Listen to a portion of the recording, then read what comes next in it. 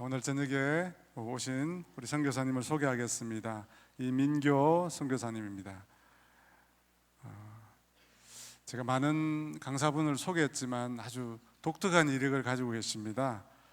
원불교 교무 훈련기관인 항림사 출신이십니다.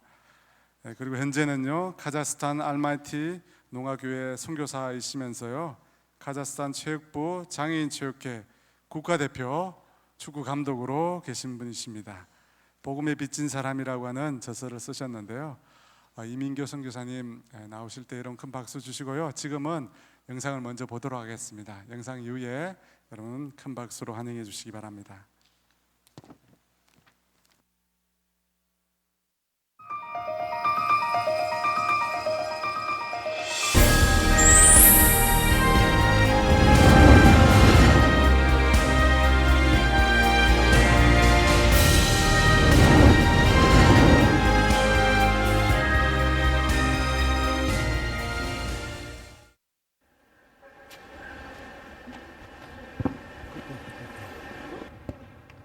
박빙의 승부가 펼쳐지는 축구 경기.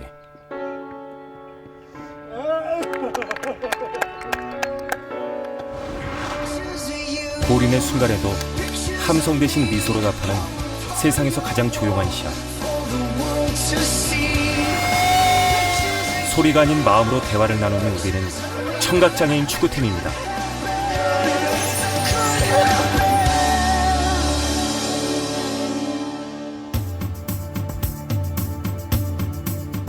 중앙아시아 북부에 위치한 카자흐스탄. 한반도의 10배가 넘는 넓은 땅을 가진 이곳은 원유 매장량이 세계 10출에 이르는 중앙아시아 최대의 자원국입니다. 약 120여 개의 민족으로 구성된 다민족 국가로 1인당 국내 총생산이 8,000불 가량에 이르는 곳이죠.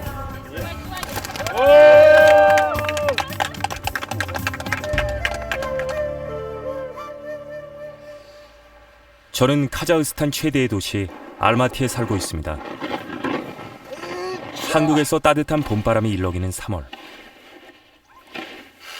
알마티에서는 이맘때에도 눈을 치우는 것으로 하루를 시작합니다.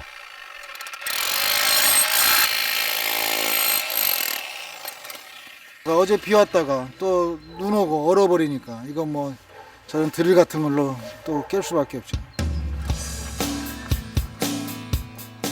올해로 창단한 지 6년째. 우리 팀 선수들은 모두 듣지 못하고 말하지 못하는 청각 장애인입니다. 이웃나라인 우즈베키스탄에서 보낸 8년의 시간까지 저는 지난 14년간 청각 장애인들과 함께 뛰어왔습니다.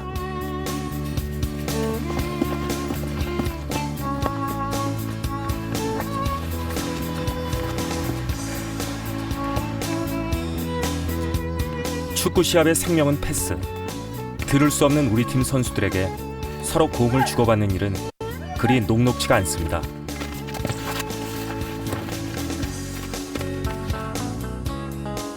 그러나 이제는 소리 없이 눈빛만으로도 서로의 마음을 읽을 수 있게 됐죠.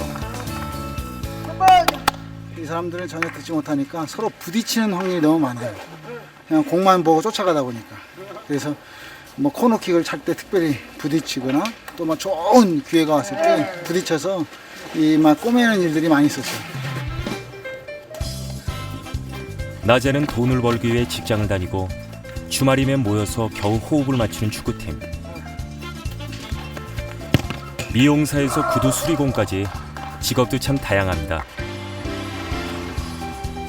그러나 경기장에서만큼은 위풍당당. 카자흐스탄의 청각장애인 축구팀 국가대표들입니다.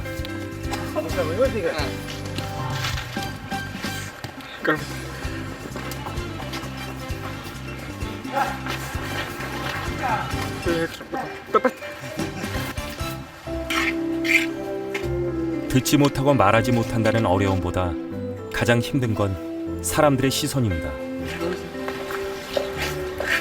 겉모습이 멀쩡하다는 이유로 장애인 속에도 비장애인 속에도 함께하기 어려운 이들에게 축구는 세상과 소통하는 특별한 길이 되었습니다.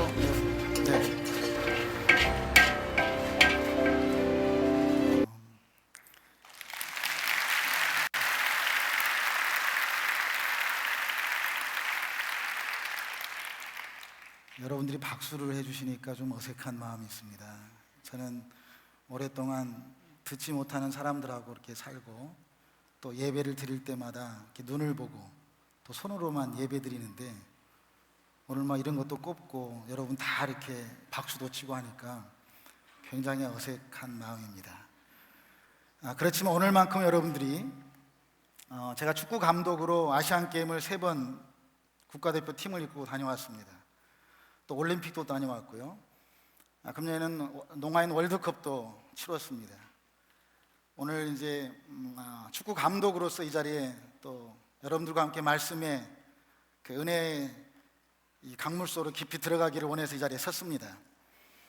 오늘만큼은 여러분들이 특별히 그 축구 감독의 목사 또 선교사 얘기를 잘 보시고 함께 하나님 앞에 예배 드렸으면 좋겠습니다. 옛날 어르신들은 그 듣는 문화에 참 익숙해 살으셨습니다. 듣는 문화는 라디오 이렇게 표현할 수도 있겠죠. 저희 아버지도 이렇게 항상 이렇게 주무실 때는 라디오를 꼽고 이렇게 주무셨습니다. 이걸 과학의 세계는 진공관 시대다 이렇게 표현하고 합니다. 오늘 하나님의 말씀을 제가 말씀하고 여러분들이 듣기만 한다면 어떤 예배일까요? 진공관 시대의 예배로 흘러갈 수 있지 않겠어요? 이게 아멘이란 분위기가 나올 때가 아닌데 아멘 해버렸네요. 듣는 문화 속에서 업그레이드 된 게 뭐라고 하죠? 보는 문화라고 합니다. 텔레비전이 나온 거죠. 저도 어렸을 때는 우리 동네에 텔레비전이 하나만 있었습니다. 그래서 여로라고 하는 프로그램을 볼 때 사람들이 다 모여서 한꺼번에 텔레비전을 봤습니다. 과학은 이 텔레비전 시대 문화를 아날로그 시대다 이렇게 표현하고 합니다. 욥기에 보면 욥이 회개했다고 하는 내용이 뭔지 아십니까? 욥기 42장 마지막에 보면 내가 예전에 하나님 말씀을 귀로만 들었습니다. 그런데 내가 이제 하나님 말씀을 눈으로 봅니다 이렇게 말합니다. 나는 이것을 회개합니다 라고 말씀하고 있습니다. 그런데 놀랍게도 지금 우리가 살고 있는 이 2011년도 지금 이 시대는 진공관 시대도 아니고 아날로그 시대도 아닙니다. 어떤 시대죠? 컴퓨터 시대, 디지털 문화라고 합니다. 디지털 시대죠. 컴퓨터라고 하는 것이 개발되어서 컴퓨터는 주로 보지 못하고 듣지 못하는 사람들과의 교제를 위해서 만들었다고 합니다. 자, 이걸 저는 이렇게 표현하고 싶습니다. 서로 통하는 문화, 그런 시대에 살고 있다라고 말하고 싶습니다. 세상은 지금 디지털 문화로 가고 있습니다. 그런데 우리의 예배가 듣는 예배로 혹은 보는 예배로, 사랑하는 여러분, 지금 이 시대에 하나님 말씀이 부족해서 우리가 이렇게 살고 있습니까? 인터넷만 치면, 텔레비전만 보면, 키면 하나님의 말씀은 쏟아지고 있습니다.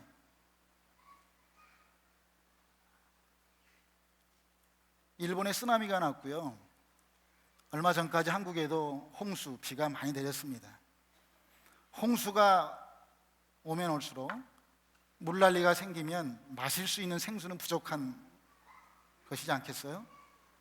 오늘 저와 여러분 짧은 주어진 이 시간 속에서 하나님께서 저에게 전반전으로 여러분들과 함께 전반전의 멋진 경기를 서로 통하는 예배를 하고 싶습니다.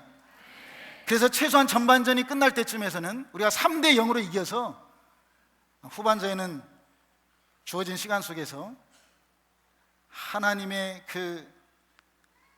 저 같은 자를 통해서 하나님이 쓰시고자 하는 그 일들을 서로 나누고 싶습니다. 저는 예전에 하나님께서 우리는 하나님의 말씀을 귀로만 들었어요. 어때요? 구약은 다 말씀으로만 말씀하셨습니다. 그런데 3년의 공생애로 그 하나님의 말씀으로 계셨던 하나님이 몸을 입고 이 땅에 오셨습니다. 여러분들이 다 듣고 있는 분들이니까 지금 말이 더듬어지고 있습니다. 지금 긴장돼가지고. 그런데 이 서로 통하는 이 컴퓨터 시대에 오늘 저는 궁중 요리사의 마음을 가지러 이 자리에 섰습니다. 오늘 예배 전에 특별히 목사님께서 맛있는 걸 사주셨습니다. 그래서 제가 이야, 참 이렇게 귀한 또 목사님으로부터 맛있는 걸 먹고 제가 그 순간에 아주 많은 행복감이 저에게 찾아왔습니다. 그냥 인스턴트로 여러분들 그동안에 제가 예배드렸던 어떤 그 시간 속에서 그냥 이렇게 나누는 오늘 예배가 아니라 오늘 특별히 임금상에 올려드리는 그런 하나님의 말씀을 쫙 이렇게 고아가지고 푹 만들어서 여러분들에게 이렇게 드리고 싶습니다. 저는 스님 생활을 했습니다. 또 법당 안에서 목탁 치다가 예수를 만났습니다. 또 이 나병 환자 문둥이가 되고 싶어서 소록도에서 눈썹 깎고 또 문둥이가 되고 싶어서 그들의 침도 핥아 먹으면서 살았습니다. 나는 왜 건강한 사람일까? 이런 생각을 하면서 육체에 빚진 마음으로 살았습니다. 군대에 가서는 논산에서 착출받아가지고 사형수들을 사형대로 움직이게 하는 그러한 군인의 모습으로 또 군대 생활을 했습니다. 지금은 선교사로 이슬람 땅에서 14년, 15년째 사역하고 있습니다. 주어진 이 시간 속에서 여러분들이 저와 함께 깊은 서로 통하는 예배가 드려지지 않는다면 또 하나의 금요 예배로 끝날 수도 있습니다. 저는 이 시간 함께 여러분들과 기도하기 원합니다. 저는 이걸 하나님이라고 표현하고 싶습니다. 하나님 우리에게 말씀으로 들어라! 라고 말씀만 하셨습니다. 구약의 시대지요. 예수님의 3년의 공생에는 직접 그분이 사람으로 이 땅에 오셔서 우리에게 모습으로 나타나셨습니다. 그런데 지금 우리가 어떤 시대에 살고 있습니까? 성령의 시대에 있지 않습니까? 회개하라. 예수 그리스도 이름으로 세례받고 죄사함 얻으면 성령을 선물로 주시겠다고 말씀하고 있습니다. 많은 교회가, 많은 사람들이 회복의 영을 외치고 있습니다. 회복하고 싶어 합니다. 그런데 저는 이 시간 여러분들과 함께 회복은 자연스러운 것입니다. 어떻게 하면? 회개하면. 아멘. 회개하면 자연스러운 것을 어떠한 강한 이슈처럼 회복하자고 외치고 있는 이 시대에 우리는 살고 있습니다.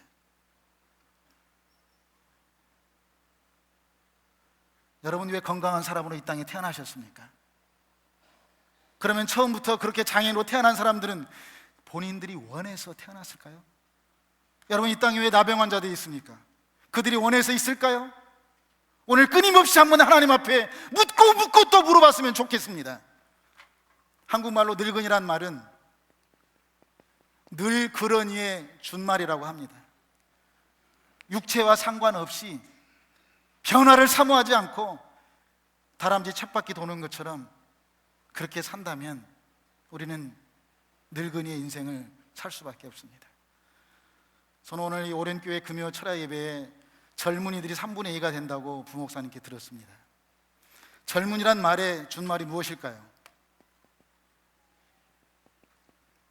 무엇이 줄어서, 이거 지금 한국말 하고 있습니다 제가.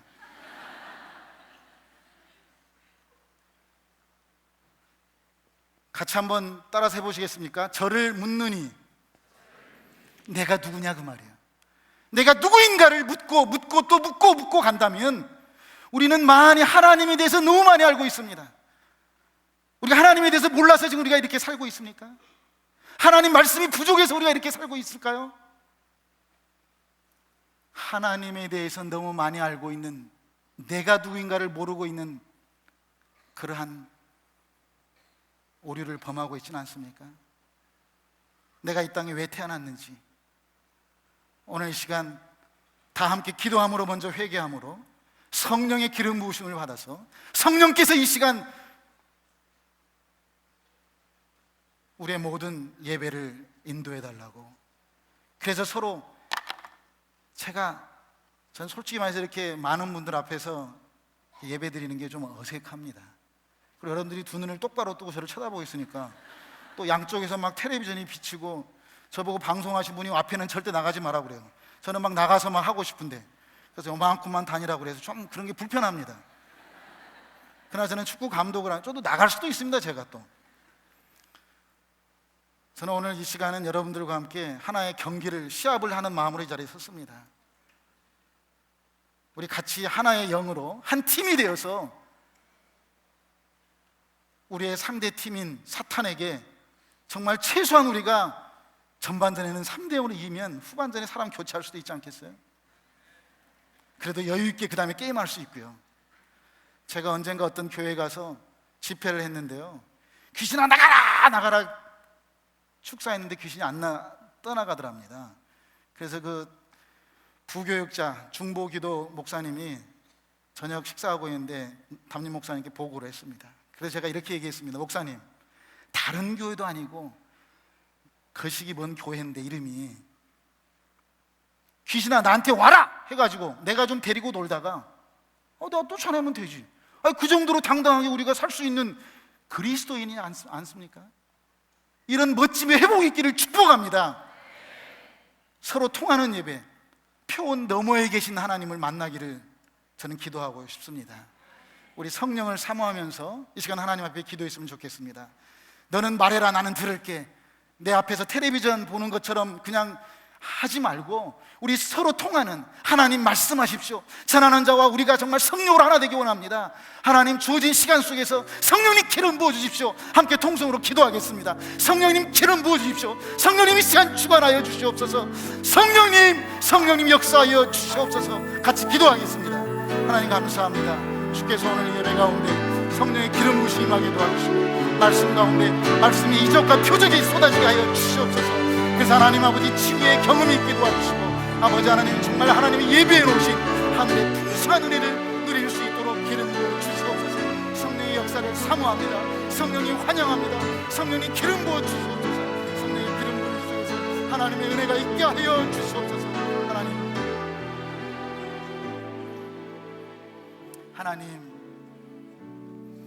하나님이 우리의 아버지가 되어주셔서 참 고맙습니다.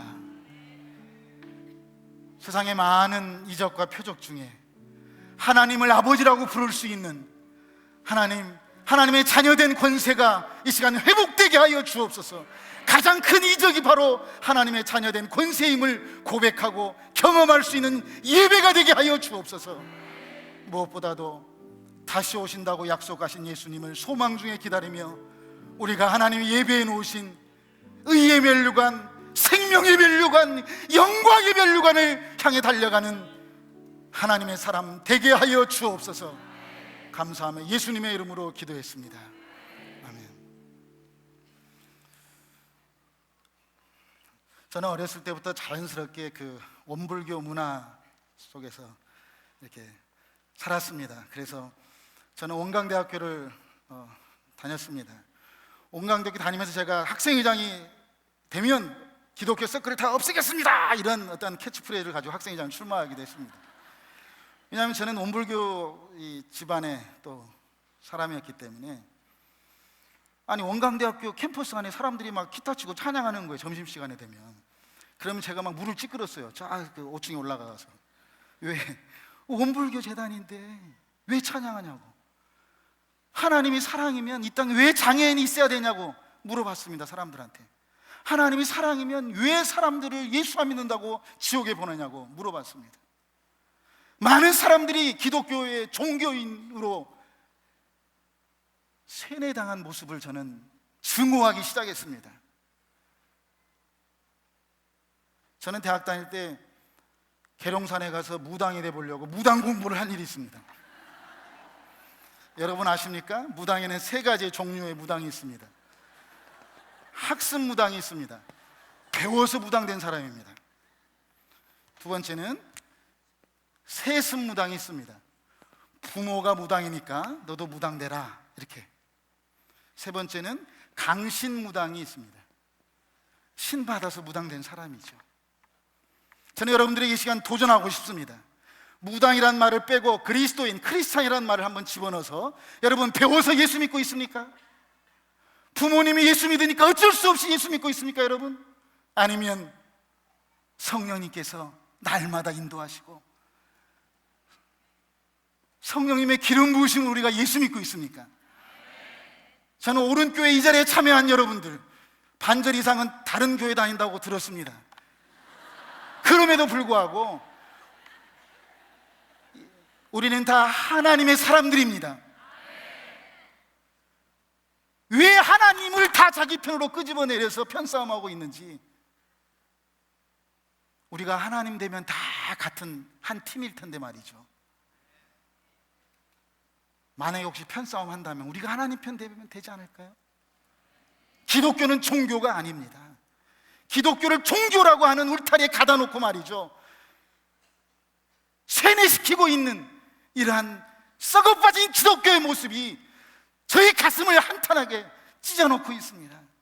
기독교는 생명입니다. 예수 믿으면 살고 믿지 않으면 죽는 것이지, 어찌 기독교가 종교가 되어야 되지 말이에요.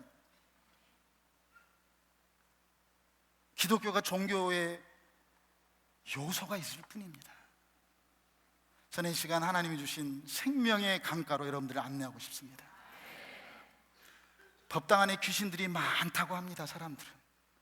그렇지만 그 법당 안에도 무소부재하신 하나님은 찾아오셨습니다. 저는 그 하나님을 믿고 있습니다. 전지전능하신 하나님은 법당 안에서 목탁치고 있는 저에게도 찾아오셨습니다. 그래서 제가 어느 날 법당 안에서 예수 믿고 후에 법당 안에 가면 불상이 있습니다. 불상을 가만히 쳐다보니까 불쌍하구나, 이런 생각이 들었습니다. 그런데 예수 믿고 제가 십자가를 보니까 십자가 더하기다, 이런 마음이 들었습니다. 예수님 우리에게 생명을 주러 오셨지만 풍성하게 주러 오셨습니다. 더하는 인생이 있기를 축복합니다. 사탄은 디아볼로스, 나누는 겁니다. 우리는 이 시간 한 팀이 되었습니다. 우리는 어떤 교회, 이런 교회의 나눔이 아니라 우리는 예수 안에서 한 팀이 되었습니다. 성령으로 한 팀이 되었습니다.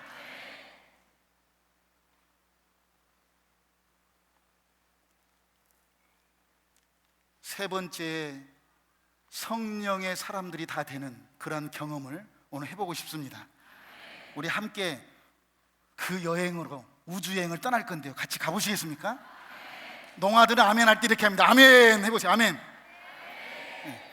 오늘 KBS에서 방송된 건 제가 특별히 오륜교회 우리 목사님 뵙고 제가 오케이를 해서 방송이 된 겁니다. 왜냐하면 목사님 잘 기억하실지 모르지만 제가 금년에 목사님 뵀을 때 기독교가 어떤 미디어 쪽에서 약하다는 얘기를 듣게 됐습니다. 목사님 모임에서. 근데 저에게 10여 년 전부터 KBS에서 방송 나오고 뭐 여러 가지 상을 주겠다고 하는 것이 있었는데, 제가 너무 이렇게 좀 높아질 것 같아서 죄송한데 제가 바짝 엎어져서 살았습니다. 그러다가 목사님과의 어떤 그런, 잠깐 그 자리에서 제가 듣고만 있었는데, 그런 KBS에서 자기들이 와서 방송하겠다는데 그럼 해야 되겠다 해서 1, 2부작으로 나왔던 내용입니다. 중요한 건 저는 오늘 이 시간 여러분들과 함께 어떻게 법당 안에까지 하나님이 찾아오셨는가 궁금하시죠? 네. 혹시 제가 쓴 책을 읽어보신 분 있나요? 네, 그래요.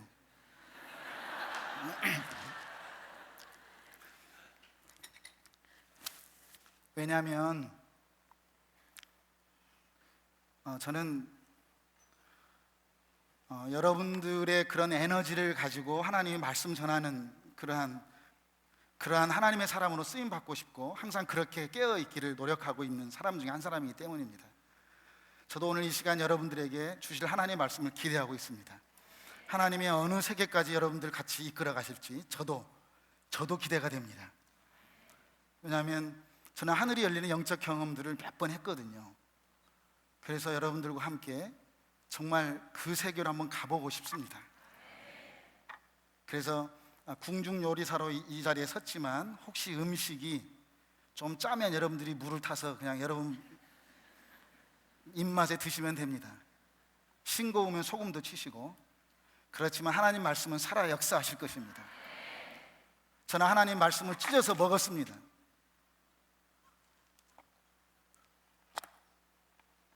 그 후에 더 이상 제가 성경을 읽지 않겠다고 버렸습니다.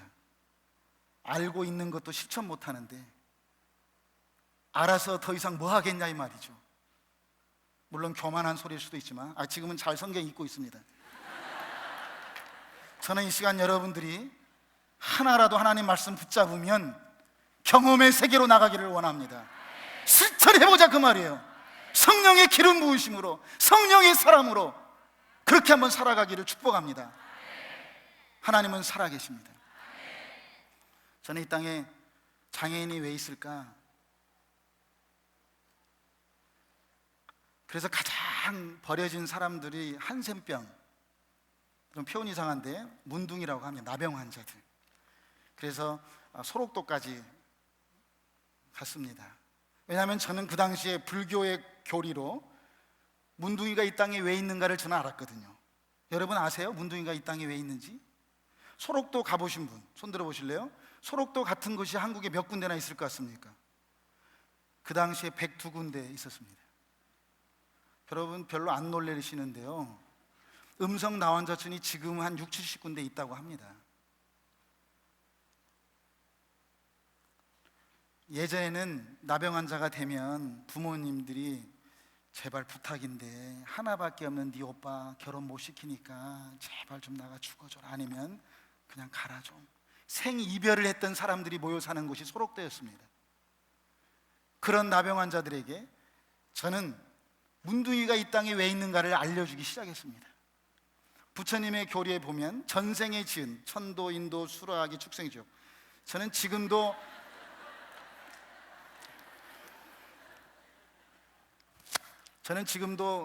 이 주기도문보다도 바냐바라 빌다신경 강의를 더 잘합니다. 아무튼 그 불교의 교리를 가지고 그들에게 열심히 설명했습니다. 어떤 사람은 국민학교 교장선생 하시다가 나이 드셔서 나병 환자로 걸려서 들어오기도 했고요. 그 다음에 고등학교 2학년 다녔던 광주 일고의 학생이었습니다. 또 어떤 사람은 건강한 직업군이셨는데 육군 중사였습니다. 그래서 소록도로 실려 들어올 때 제가 왜 문둥이 됐는지 아냐고. 그 사람이 막 이 새끼 문둥이 된 것도 하나 죽겠는데 내가 그 군인한테 제가 겁나게 맞았습니다. 제가 부처님의 자비가 있기를. 아직도 이 중생이 자기의 전생의 죄를 몰라가지고 문둥이가. 그래서 저는 한 사람에게라도 부처님 말씀 전해서 다음 생에 건강한 사람으로 태어날 수 있는 그 일을 하고 싶었습니다. 그래서 제가 열심히 그들에게 부처님 말씀 전했는데 어느 누구도, 저는 부처님 전하고 그 사람들은 저에게 예수 믿으라고 하고, 부처님 전화오면 그 사람들이 예수 믿으면 행복하다고 저한테 예수를 소개하고. 그래서 제가 내가 건강한 사람이니까 내 말을 못 알아듣는구나 생각하고 제가 그때부터 문둥이가 되고 싶어서 눈썹을 깎아봤습니다.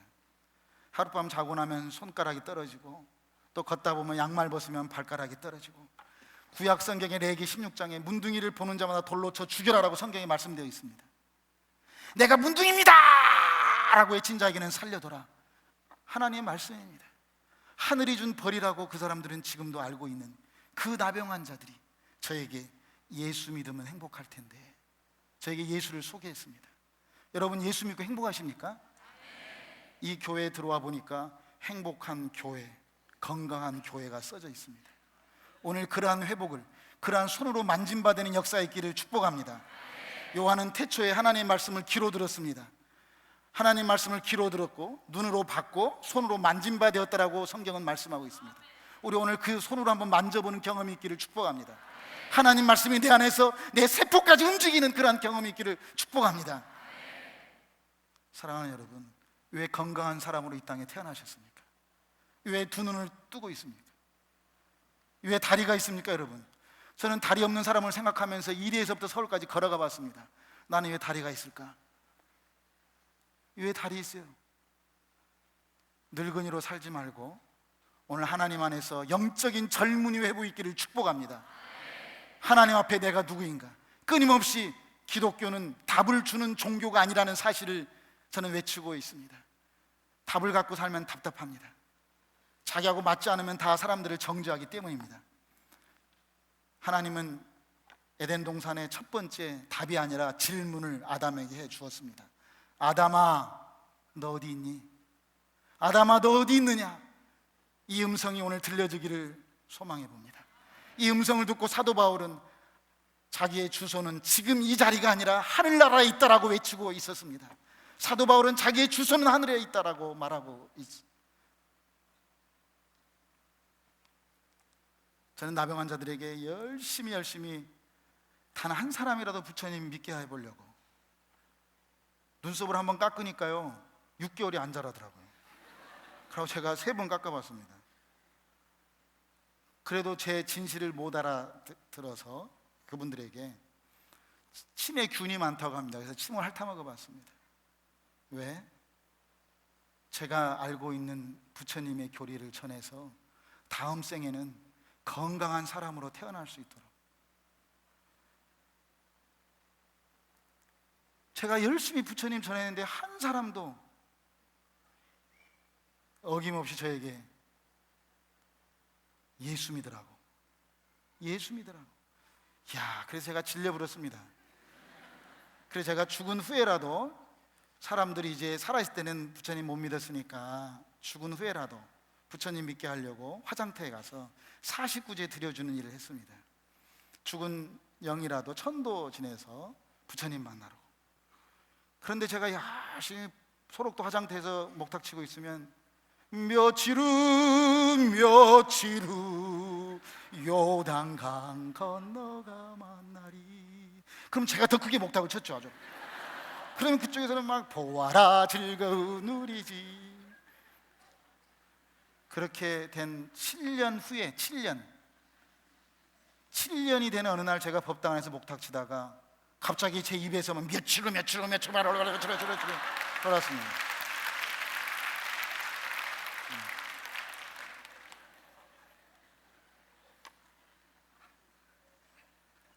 나중에 제가 성경을 보니까요 고린도전서 14장 22절에 방언은 믿지 않는 사람들에게 주는 하나님의 선물이라고 기록되어 있습니다. 예언은 믿는 자들에게 주는 거고요. 저는 법당 안에서 하나님의 임재를 경험했습니다. 주어진 시간이 한정되어 있어서 저의 간증을 3문장으로 함께 여러분들과 같이 고백하고 싶습니다. 자, 따라서 해보실래요? 손 오른손을 번쩍 드시고 하나님은 살아계십니다. 저에게만큼 하나님은 살아계셨습니다. 여러분들에게도 하나님은 살아계시기를 축복합니다. 자, 살아계신 하나님은 만왕의 왕이십니다. 모든 신들 중에 뛰어난 왕이 아니라 유일하신 하나님이셨습니다. 세 번째는 만왕의 왕이신 하나님은 지금도 나와 함께 하십니다. 아멘. 저의 간증을 이렇게 3문장으로 고백하면서 준비된 동영상 한번 보고 싶습니다. 제가 나병 환자들한테 예수를 이렇게 전염받았다라고 저는 고백하고 싶습니다. 제가 부처님 전하려고 열심히 했는데 그분들이 저에게 예수를 전염시켜 줬습니다. 그래서 저는 육체에 빚진 마음으로 저는 이슬람 땅에 가서 특별히 저는 그 당시에 소련이 무너질 때 주님이 곧 오실 거라고, 왜냐하면 그 당시에 적그리스도가 공산주의라고 신학교에서 배웠기 때문입니다. 그래서 저는 주님이 곧 오시면 저는 인제서야 예수 믿었는데 어떻게 해야 할까 고민하다가 그냥 2주간 단기 선교 소련 땅으로 갔다가 6개월을 남아서 길거리에서 결핵 환자들 돌보면서 살았습니다. 하나님이 저에게 가슴이 터질 것 같은 마음을 주셔서 이슬람 땅에 있는 장애인들, 오늘 잠깐 보시는 동영상은 제가 소록도에서 예수에게 전염됐던 것을 소록도 이슬람 땅에 있는 특별히 말 못하고 듣지 못하는 동아들에게 전염시킨 얘기들을 잠깐 동영상으로 한 7년 전 정도의 일입니다. 한번 보실까요?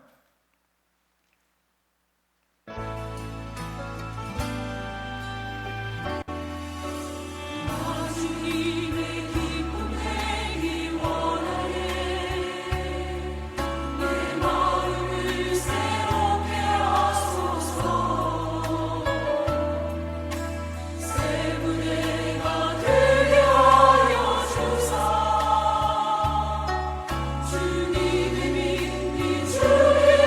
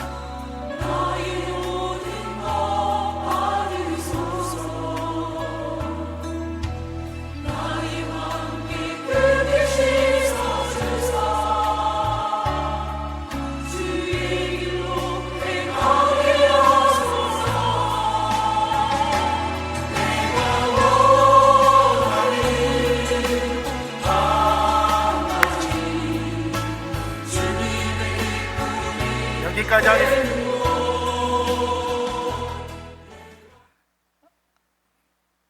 예수로 전염된 이슬람 땅에 있는 장애인들의 모습을 잠깐 봤습니다.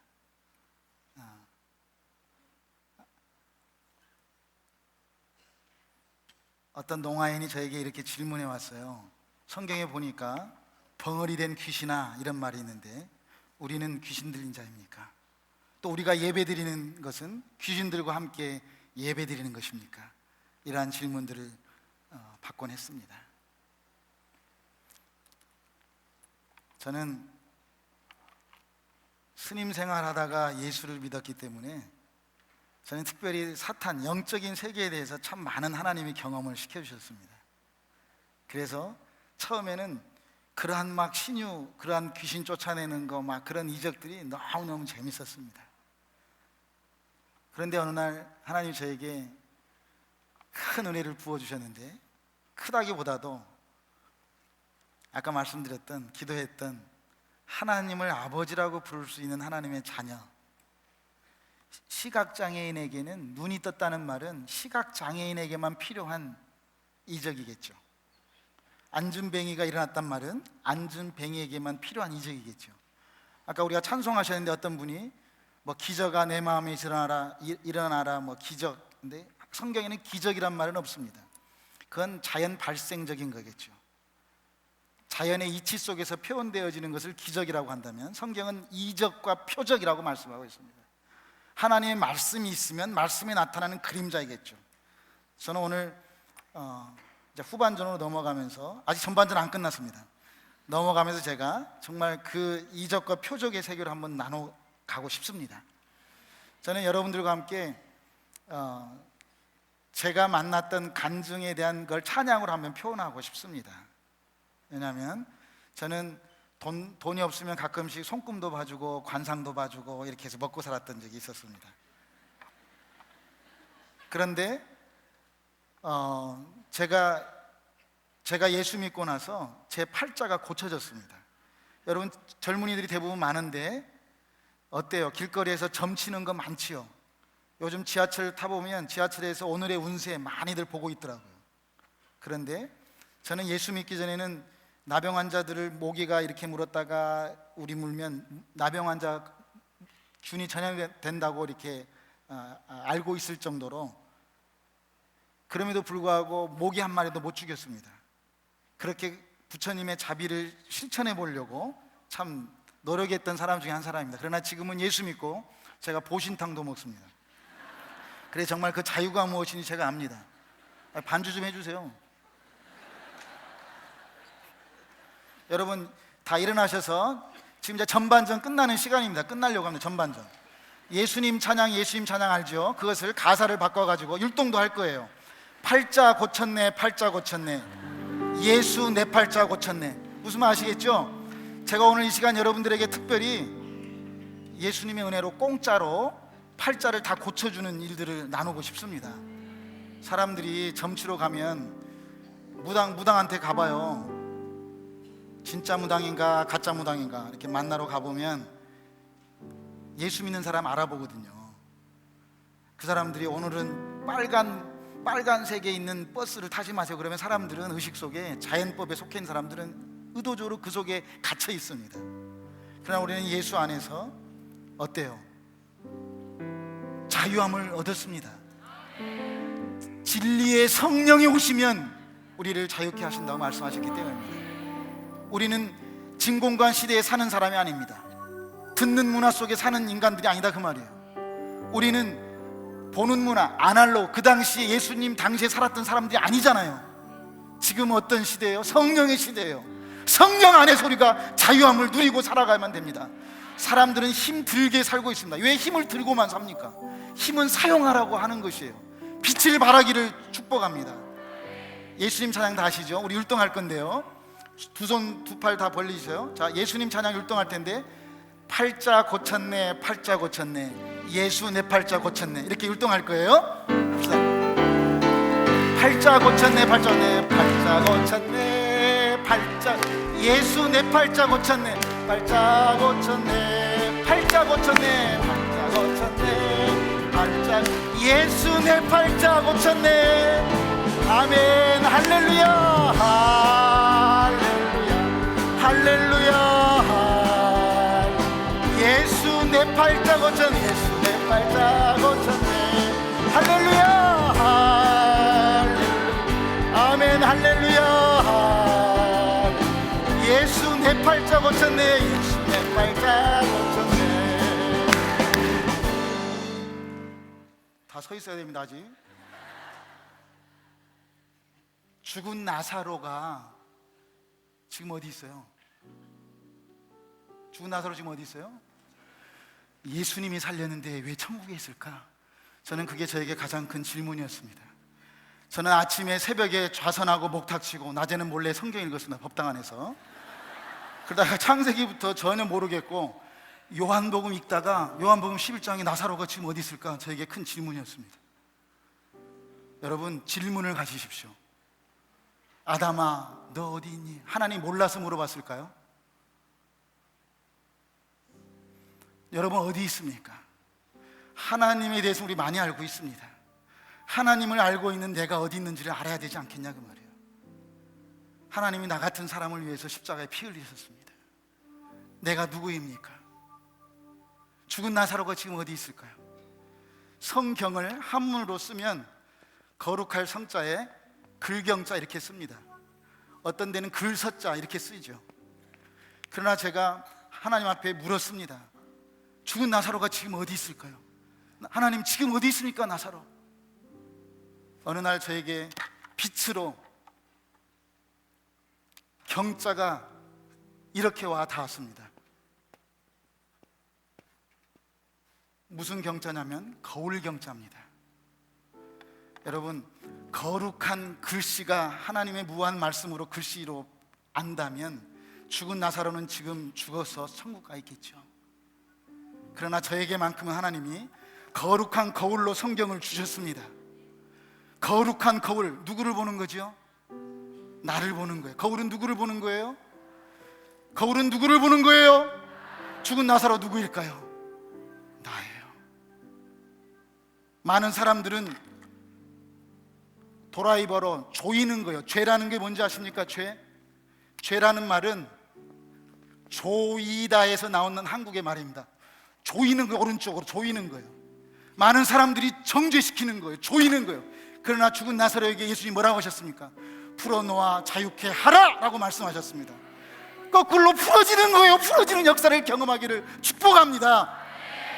풀어지는 거예요. 예수님 우리를 자유케 하셨습니다. 팔자가 고쳐지셨습니다. 다시 한번 전반전 끝인데요, 찬양하면서 끝내겠습니다. 팔자 고쳤네 팔자 고쳤네 팔자 고쳤네 예수 내 팔자 고쳤네 팔자 고쳤네 아멘. 팔자 고쳤네 팔자 고쳤네 팔자 예수 내 팔자 고쳤네 할렐루야 아멘. 예수 내 팔자 고쳤네 예수 내 팔자 고쳤네 아멘. 할렐루야 예수 내 팔자 고쳤네 아멘.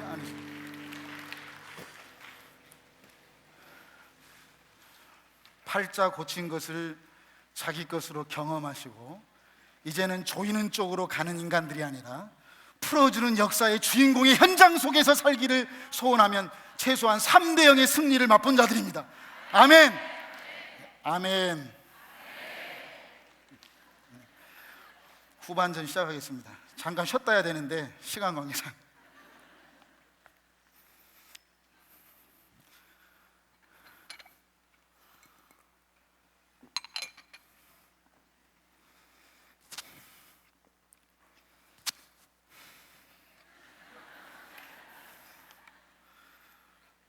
여러분 웃으셨잖아요. 웃음이란 말은 우에서 오는 숨이에요. 저 한국말 하고 있는데요. 하나님 우리에게 첫 호흡을, 생기를 불어넣으셨습니다. 날마다 그 숨 쉬기를 바랍니다.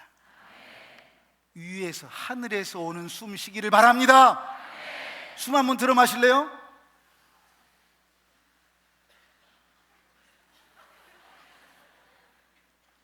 뱉지 마라고 해서 안 뱉을 수 있을까요? 아니, 그리고 여기는 이쁜 사람들만 있으니까 나 이 숨만 받아들인다고 해서 가능할까요? 예전에는 중국 숨 쉬세요, 숨 쉬세요. 중국 성경은 성령을 숨님이라고 번역했습니다. 숨님. 숨 하나도 내 맘대로 못하고 사는 연약한 인간입니다. 내가 원하는 사람들의 숨만, 그 숨만 내가 들어 마실 수 있는 것이 아니지 않나요? 숨 하나도 내 맘대로 못하는데 우리가 뭘 내 맘대로 합니까? 내가 예수 믿는 게 아니다 그 말이에요. 하나님이 나를 예수 믿게 했다고 하는 그 믿음의 회복이 있기를 소망합니다. 이게 바울의 외침이었어요. 서신서 13권을 썼던 바울은 자기의 정체성을 분명히, 아이덴티티를 얘기했단 말이에요. 하나님의 뜻으로 말미암아 그리스도의 종이 된 나 사도 바울은 고린도 교회, 오륜 교회에 편지한다 이렇게 썼다고 말이에요. 나와 가장 가까이에 있는 숨 하나도 내 맘대로 못하는데 무엇을 내 맘대로 한다 우리가 살고 있습니까?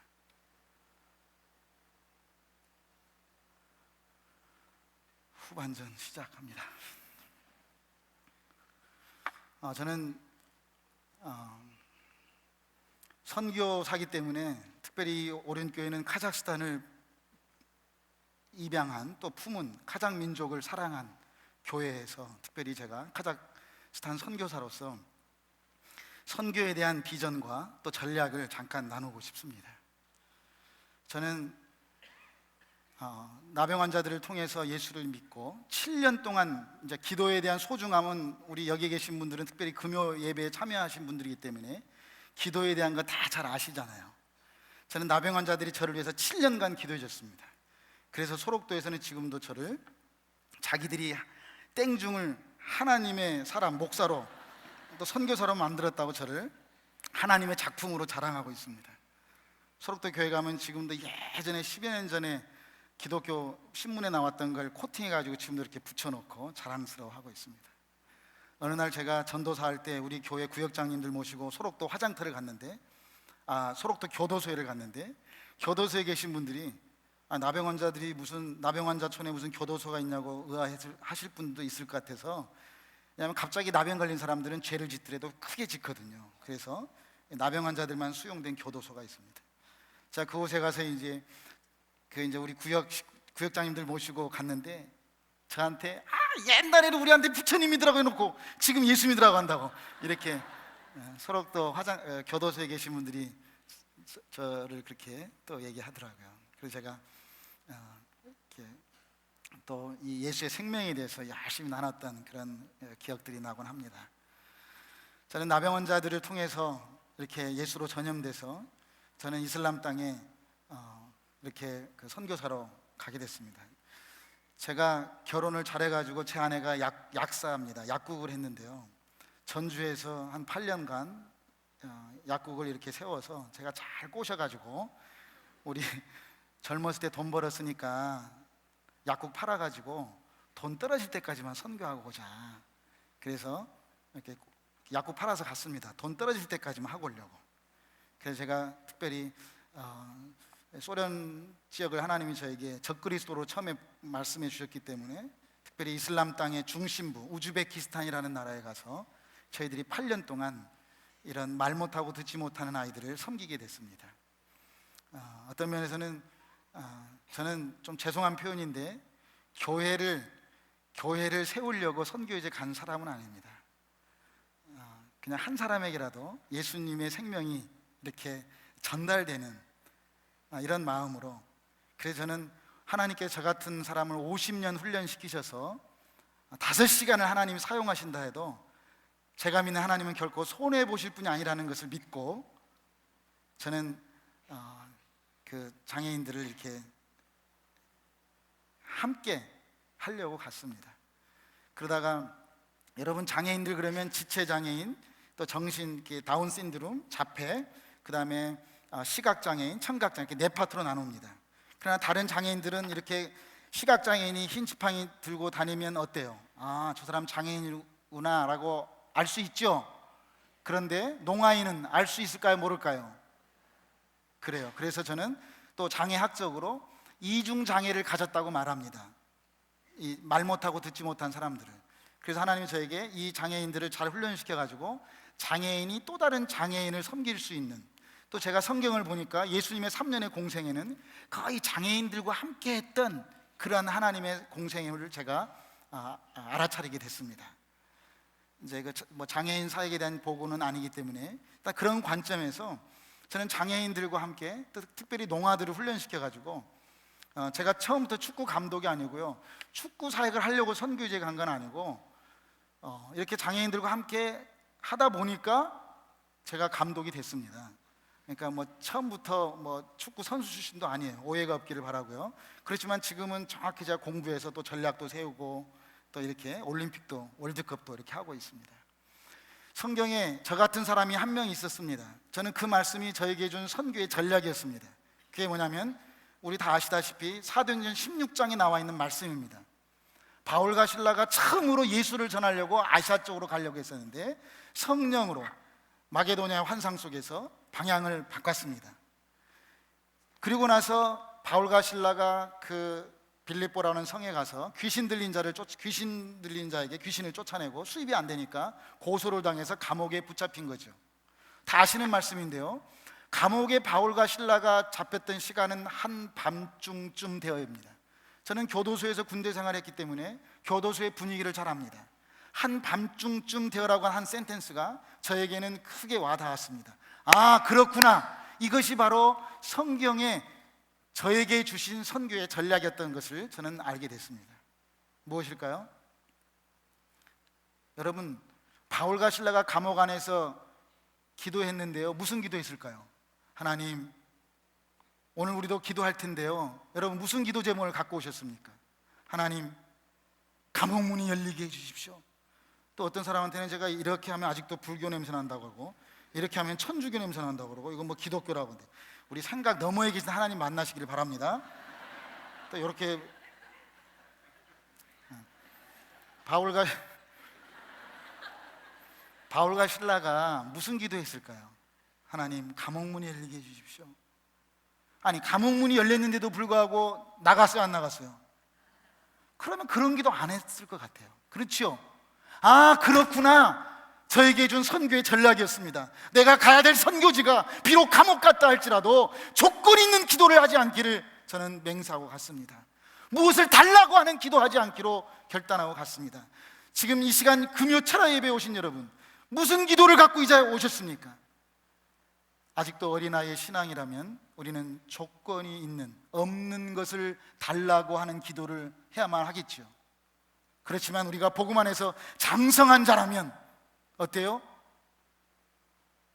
나에게 무엇이 있는가를 찾아내서 감사하는 그런 행복한 여러분 되시기를 축복합니다.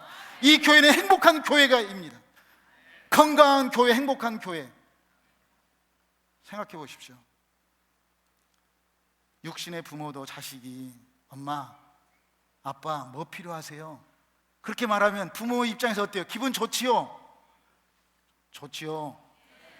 그런 것처럼 우리 하나님 앞에 오늘 이 시간만큼 하나님, 무엇이 필요하십니까? 하나님, 이 시대에 나를 통해서 무엇을 하기 원하십니까? 하나님, 이 시기에 오랜 교회를 통해서 무엇을 하기 원하십니까? 라고 하나님의 사정을 구하는 행복한, 성숙한, 장성한 여러분 되시기를 축복합니다. 저는 선교의 전략의 사도행전 16장에서 발견했습니다. 왜 저 같은 사람이었냐면요, 저도 예수 믿고 싶지 않았거든요. 1970년도에 순복음 쪽에서 예수 믿으면 복 받는다, 예수 믿으면 잘 된다, 병 치료 받는다. 틀린 말은 아니지만 저는 이 시간, 저와 여러분들은 디지털 시대에 살고 있는 저와 여러분들은 예수 믿으면 손해볼 수 있는 길을 걸어가는 그러한 장성한 자 되기를 축복합니다. 그것이 산상수훈의 8번째 복이지 않나요? 의를 위하여 핍박받는 자에게 주는 복이다, 그 말이에요.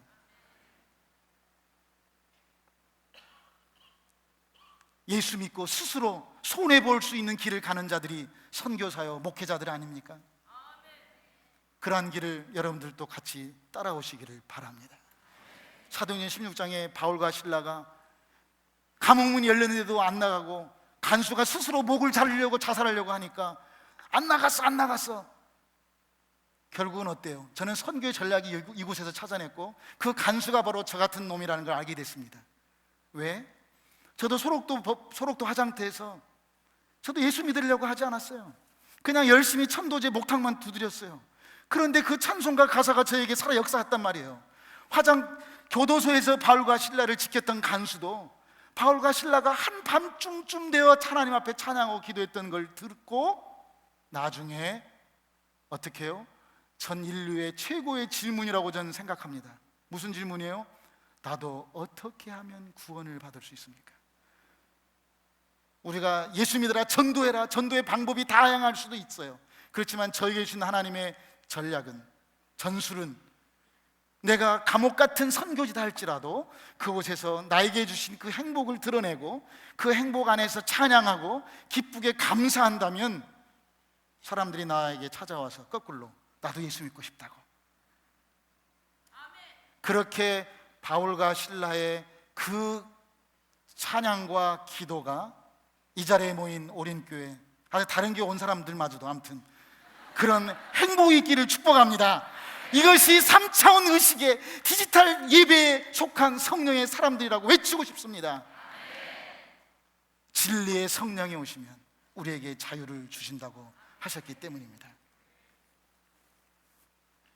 사랑하는 여러분, 저는 이슬람 땅에 가서 신의 저주라고 인식되어 있는 장애인들에게 지금도 대학생들이 예수 믿는 것이 적발이 되면 대학 졸업을 못합니다. 그런 사람들에게 어떻게 예수를 흘려보낼까? 생명을 어떻게 나누어 줄까? 그것도 장애인들인데, 장애인들은 모스크, 이슬람의 교회, 성전이라고 하는 모스크에도 갈 수 없는 버려진 인간들인데, 그래서 하나님의 지혜로 축구를 가르쳐서 팀을 꾸려가지고, 그 당시에는 우리 와이프가 벌어놓은 돈이 있었기 때문에 아시안 게임이라는 나라가 생긴 일에 처음으로 장애인들을 꾸려가지고, 야, 내가 지금부터 국가대표 감독이야 해가지고 그냥 데리고 그냥 간 거예요. 그래서 감독이 된 거예요. 처음에 가가지고 모든 나라 팀들은 다 호텔에서 먹고 잘 때 저희들은 돈을 좀 아껴야지 오래 선교할 수 있으니까 운동장에서 옷 갈아입는 데서 먹고 잤습니다. 스니커스 먹고 초콜릿이라는 거 컵라면 먹어가면서 아침마다 운동장을 맨발로 돌고 그렇게 훈련시켜서 아시안게임 처음 나갔습니다. 하나님이 계속 한국도 이겼어요. 계속 이기게 해주는 거예요. 야, 이러다가 1등 하겠다. 그런데 3, 4위전에서 사우디아라비아한테 졌습니다. 하나님 왜 졌습니까? 운동장에서 기도하는 가운데 하나님이 환상 가운데 이 중에 죄진 놈이 하나 있다 이렇게 말씀해 주셨어요. 그래서 제가 농아들을 다 집합시켜 놓고, 왜? 그 세계를 가니까 하나님이 보여주시는 거예요. 듣는 데에 충실했고 보는 데에 충실했을 때 디지털 세계로 들어갈 수 있는 은혜를 주신 거예요. 인터넷이, 노트북이, 컴퓨터가 하드웨어가 잘 되고 소프트웨어가 잘 됐다 하더라도 어때요? 그 선이, 인터넷 라인이 연결되지 않으면 아무 의미가 없어요.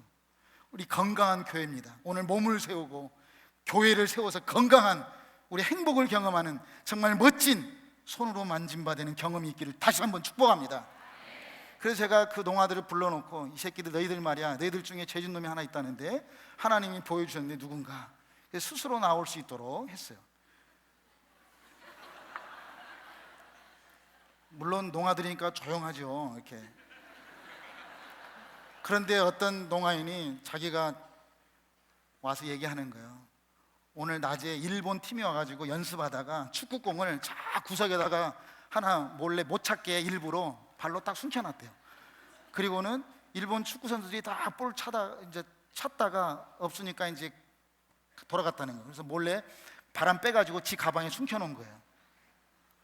그걸 통해서 처음에는 야, 그 일본 새끼들 그 돈 많은 나라니까 그 훔쳤으니까 괜찮겠다 이런 마음도 들었지만 하나님께서 철저하게 회개케 하셨습니다. 아간의 죄를 알아차리게 하고, 그래서 그 후로부터 예수 믿는 아이들이 예수 믿으라 라고 하지 않았는데, 또 나병 환자들의 간증, 소록도에서 단기팀들이 올 정도로 음성 나혼자촌에서, 그래서 그런 간증들을 통해서, 이슬람 땅이니까 간증들을 통해서 사람들이 예수 믿게 되고 이제는 교회가 됐습니다. 그런데 선교에 굉장히 큰 그 그림 하나를 제가 보여드리고 싶습니다. 저에게는 저는 우즈베키스탄에서 사역하다가 KBS에서 한민족 리포터라고 1시간 동안 방영된 이후에 추방을 당했습니다. 목사로 신분이 밝혀져서 좀 어려움을 당해가지고 더 이상 제가 방송에 이제 출연 안 하려고 했었죠. 그러나 지금부터는 이제 제가 워낙 공격적인 성격을 갖고 있어가지고 내 배를 째라 하고 지금 다니면서 그냥 좀 무식하게 이렇게 말씀 사역을 감당하고 있습니다. 그럼에도 불구하고 우즈베에서 추방당하면서 제가 하나님 앞에 막 짜증 부렸습니다. 하나님, 나 예수 안 믿고 싶었는데 예수 믿게 해가지고 추방당하게 하고 힘들어 죽겠습니다. 우리 와이프는 병들고 애들은, 우리 자식들은 결핵 걸리고 이게 뭡니까 도대체 하나님. 막 너무 힘들어가지고 막 더 이상 선교비 이제 돈도 떨어지고 어떻게 합니까? 이렇게 했을 때 하나님이 저를 숨을 못 쉬게 했습니다. 새벽 3시, 4시만 되면 호흡 알러지가 와가지고 숨을 못 쉬게 하는 거예요. 그래서 제가 하나님 앞에 아이고 선교할게요 선교. 그랬더니 숨쉬게 해주셨어요. 그것이 2달 동안 제가 하나님 앞에 대들었습니다. 이게 도대체 뭡니까 하나님? 하나님만 사랑한다고 달려왔는데. 이렇게 하나님 앞에 했을 때 숨을 못 쉬게 하면서까지 저를 쓰시려고 사랑으로 기다리시고 저를 채찍질하셨던 하나님을 저는 또 만났습니다. 그러면서 저에게 알려주신 그림이 하나 있었습니다. 이슬람 선교는, 이슬람은 세계의 서클이 돌고 있다는 걸 알게 해주셨습니다. 하나는 가정과 이 모스크라고 하는, 이슬람은 종교라기 전에 umma 공동체라고 합니다. 그 다음에 일터, 이렇게 세 개가 같이 돌아가는 걸 알아차리게 했습니다. 근데 저는 선교를 잘했다 못했다를 말하기 전에 저는 2개만을 하고 있었습니다. 사람들을 예수 믿게 하고 예수를 전하고 가정을 회복시켜주고 그 다음에 교회라고 하는 공동체를 만들어서 실제적으로 이런 사역 2개만 하고 있는 걸 보게 하셨습니다. 그래서 제가 추방당한 후에 더 이상 선교를 그만하려고 이렇게 했다가 하나님이 너도 일터를 만들어 달라, 하나님의 강력한 말씀에 순종하고 또 보여주시고 또 그렇게 저를 이끌으셔서 제가 이제는 이제 목사라는 어떤 신분의 계급장을 발바닥에다가 내려놓고 저는 지금 장사꾼의 모습으로 장사하고 있습니다. 콩나물 장사하고 있습니다. 저는 춤추는 콩나물 교회라는 이름을 걸고 농아들과 함께 콩나물 팔러 다니면서 그 일을 하고 있습니다. 처음에 추운 날 콩나물을 만들었는데 잘 안 팔리더라고요. 처음에는 막 마음이 화가 나더라고요. 하나님이 시켜서 어느 날 하늘만 보면은 다 별들이 콩으로 보이고 사람들 눈만 봐도 콩으로 보이고, 그래서 막 콩에 대한 책도 미치도록 보고, 그래서 콩나물 장사를 시작했는데 안 팔리더라고요. 왜냐하면 저에게는 일터라고 하는 걸 하나님이 강력하게 말씀하셨기 때문이에요. 나중에 제가 보니까 일터 교회, 일터 변역 뭐 이런 책들이 나왔는데 그 당시에는 강력하게 하나님 주신 말씀에 순종하고 했던 일이었습니다. 그래서 참 아무튼 콩나물 장사를 이렇게 하게 됐습니다. 그래서 우리가 키운 콩나물은 비록 듣지 못하는 농아들이 키우지만 우리는 이렇게 꼬불꼬불하게 콩나물을 만드는 비법을 여러분 알고 싶으면 책 읽어보면 나옵니다. 아무튼 그 콩나물을 제가 이렇게 배워가지고 내장산에서 30년 동안 콩나물 하신 분한테 배워서 콩나물을 제가 꼬불꼬불하게 만드는 그 기술을 농아들한테 알려줘가지고 콩나물을 키웠어요. 제가 알마타 시내를 다니면서 콩나물 좀 팔아주세요 다녔어요. 목사라고 알면 혹시 사람들이 불쌍해서 사줄 것 같아서 빵모자 푹 뒤집어 쓰고 잠바떼기 입고 그냥 그냥 콩나물 장사로 다녔습니다. 사람들이 안 사더라고요. 제가 샘플로 막 줬거든요. 우리 좀 팔아 사달라고. 그러면 식당에서 이렇게 말합니다. 콩나물 두껍게 키워갖고 오면 우리가 팔아주겠다고. 그럼 저는 또 모르고 농아들한테 이 새끼들 말이야 콩나물 좀 두껍게 키우지 가늘하게 키워가지고 팔리지도 않는다고. 저는 꼬불꼬불한 것만 배웠지 두껍게는 안 배웠거든요. 그렇게 안 가르쳐줬어요 이분이. 그런데 팔러 다니는데 식당에서 지금 무쳐가지고 바로 먹으면 맛있는데 손님들이 안 와가지고 저녁에 먹으려면 질기다는 거예요. 그래서 두껍게 키워야지 찜도 하고. 그런데 두껍게 키운 것은 촉진제를 넣어서 몸에 굉장히 안 좋습니다. 그래서 나중에 알게 됐는데 저는 그래도 계속 잘 안 팔리지만 그냥 가늘은 콩나물로 가고 있습니다. 그러다가 하나님 앞에 기도하면서 또 콩에 미쳐가지고 제가 두부 장사를 하게 됐습니다. 그래서 이제 두부 이름은 행복한 두부 교회 이렇게 이름을 졌습니다. 그래서 여러분들이 그냥 구역이라고 셀 모임이라고 이해하시면 됩니다. 그 교회에서 수입을 그들이 70%, 우리 센터가, 우리 공동체가 30%에서 그런 자금을 모아가지고 또 다른 일터를 만들어주고 있습니다. 왜냐하면 이슬람은 세계에 서클이 돌고 있는데 저는 선교사로서 특별히 이슬람 땅에서 2개만 돌리고 있다는 것을 깊이 하나님으로부터 책망받으면서 하고 있습니다. 그래서 어느 날 제가 이제 저를 후원하고 있는 몇 교회 분들에게, 교회 선교 담당자 분들에게 제가 이메일을 보냈습니다. 제가 이제 9월이 되면 해콩을 몸깡 사야 되는데 그냥 장사해가지고 콩 살려면 콩값이 올라가고, 그래서 해콩을 좀 사야 되니까 저한테 5만 원 보내주는 교회한테 1년 선교 60만 원 한꺼번에 땡겨달라고 편지를 썼습니다. 그리고 10만 원 해준 분들한테는 120만 원 달라고. 그런데 한국 교회 정서상 어디 선교사가 선교비를 땡겨달라고 하냐고. 그래가지고 제가 잘렸습니다. 그래서 제가 참 더러워서 제가 떼돈을 벌려고 제가 기도하는 가운데, 여러분 그 천냥하우스 아시죠? 다이소 거보다 좀 묽은, 전주에 가면 이제 올리온이라는 그런 회사가 있습니다. 올리온의 사장님한테 가가지고 제가 이제 정말 떼돈을 벌고 싶다 해가지고 한국의 그 단가가 980원입니다. 그 샴푸 퐁퐁, 그걸 이제 1000만 원어치를 사서 이제 선교지에 가서 카자흐스탄에서 팔면 한 5,000원, 6,000원 이렇게 팔니까 떼돈을 벌 수 있을 것 같아가지고, 야, 그래서 제가 저희 선교본부, 저희가 GP 선교사인데요, 선교본부에게 제가 이제 무이자로 1000만 원 융자해주는 제도가 있습니다. 그래서 제가 나중에 나 정년퇴직금 주지 말고 무이자 1000만 원 해달라고 해가지고 이제 빌려가지고 떼돈을 벌려고 했습니다.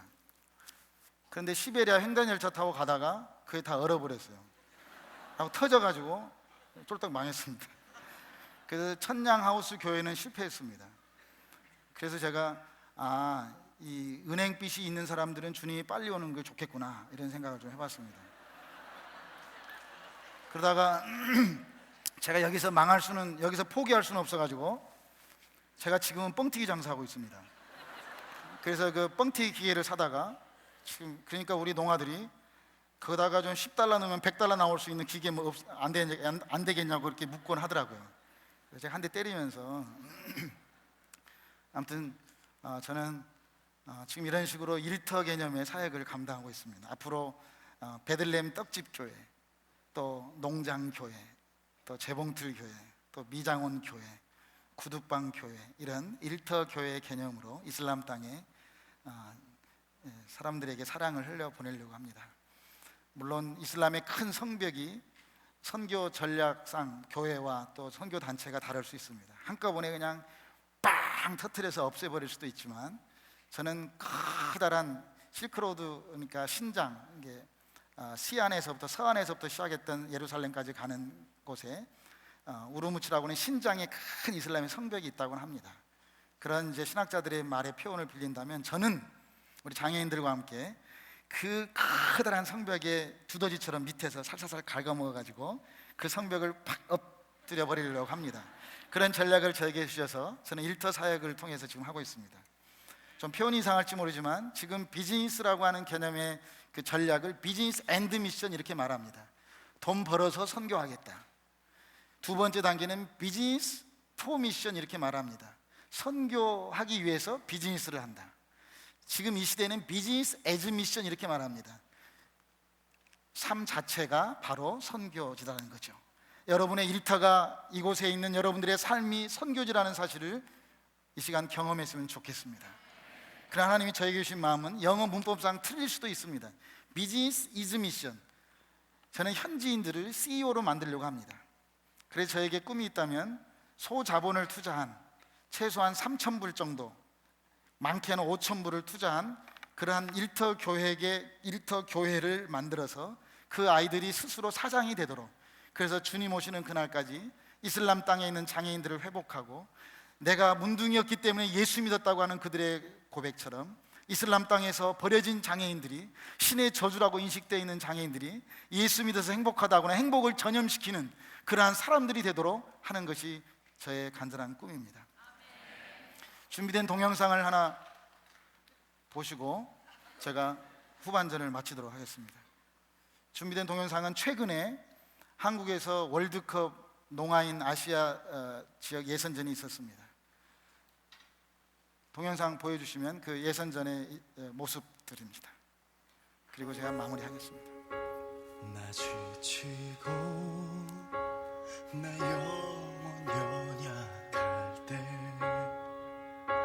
근심 속에 내 마음 무거워 주 오셔서 함께 하실 때까지 나 잠잠히 주님을 기다려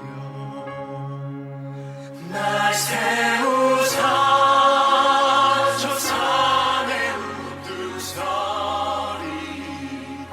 날 세우사 풍랑 가운데도 함께 하시 나가게 하네 날 세우사 모든 것 할 수 있네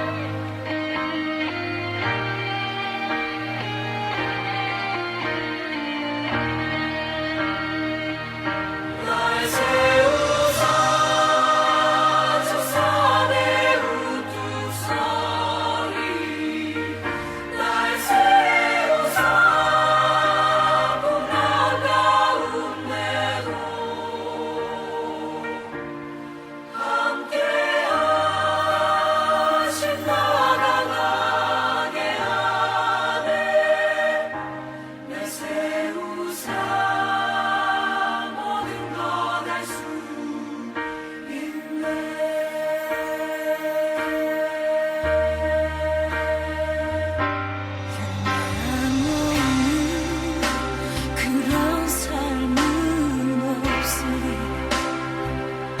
여기까지 하겠습니다. 끊임없이 저는 축구 감독으로 오랫동안 국제 경기에 나가게 됐습니다. 저는 감히 이 시간 여러분들에게 우리 인생의 감독자 되신 하나님의 마음을 한번 나누고 싶습니다. 축구 경기가 끝나고 나면 골을 넣었던 선수보다 골을 잘 넣을 수 있도록 어시스트, 도와주는 선수를 감독들은 칭찬하곤 합니다. 우리 인생의 감독자 되신 하나님께서도 아마 골을 넣고 있는 선수를 선교사라고 비유한다면 선교사에게 골을 잘 넣을 수 있도록 어시스트하는, 도와주는, 기도로 동역해주는 여러분들을 하나님이 더 칭찬하실 것입니다. 오늘 그런 기도를 한번 했으면 좋겠습니다. 저에게는 세 가지의 기도 제목이 있습니다.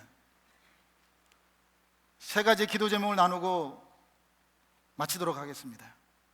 저는 첫 번째 기도 제목은 제가 대한민국에 있는 주지스님들을 모시고 요한복음을 특강하는 것입니다.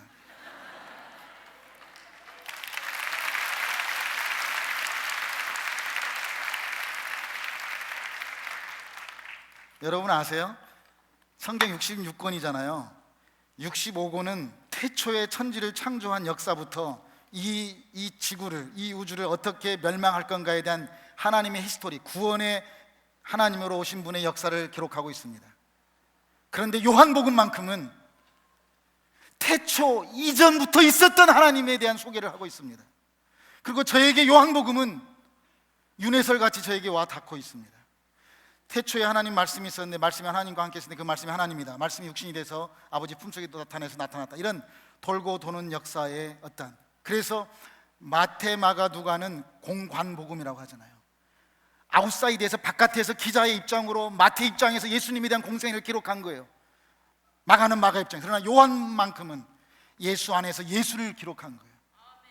그래서 요한복음에만 예수가 내 안에, 내가 예수 안이라는 말이 있어요. 요한복음에만 생명이, 요한복음에만 믿음이. 저는 첫 번째 기도 좀 아시죠?